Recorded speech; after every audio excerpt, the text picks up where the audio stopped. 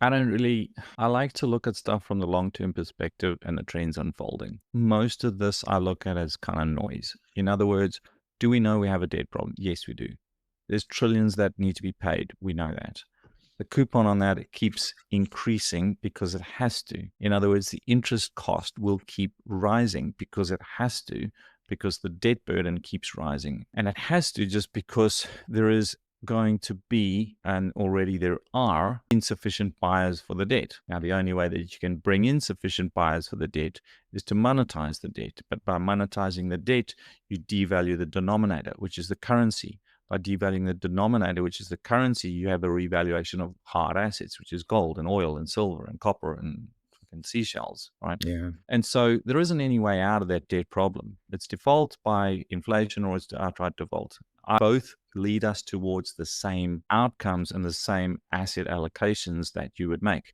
There's a brilliant book that folks can go and pick up called Wealth, War, and Wisdom by Barton Biggs. And he talks about this. He goes through historical cycles of war and what the rich do.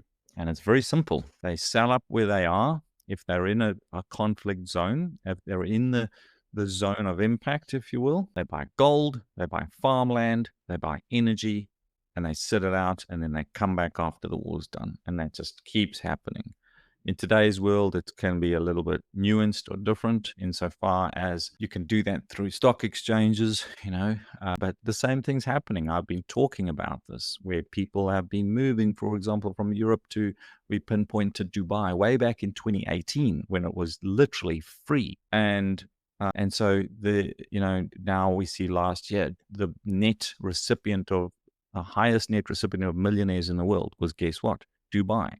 Mhm. And so that's that physical shift. Now that can be, you can play that by being long Dubai real estate or you can move yourself and you can eliminate your tax bill and things like that. Now I understand that's not for everybody and people have jobs potentially and families and yada yada. But it's important to understand that those shifts take place. But it's not just the physical shift of human beings, but it's the capital shift that goes with it. And this is why we're seeing gold at $5,000 an ounce. It's not necessarily that gold's now gone up. The denominator is falling, folks. And when people recalibrate accordingly, they go into hard assets. And so whatever happens, you're not going to, if you devalue the denominator, the price of oil goes over 85.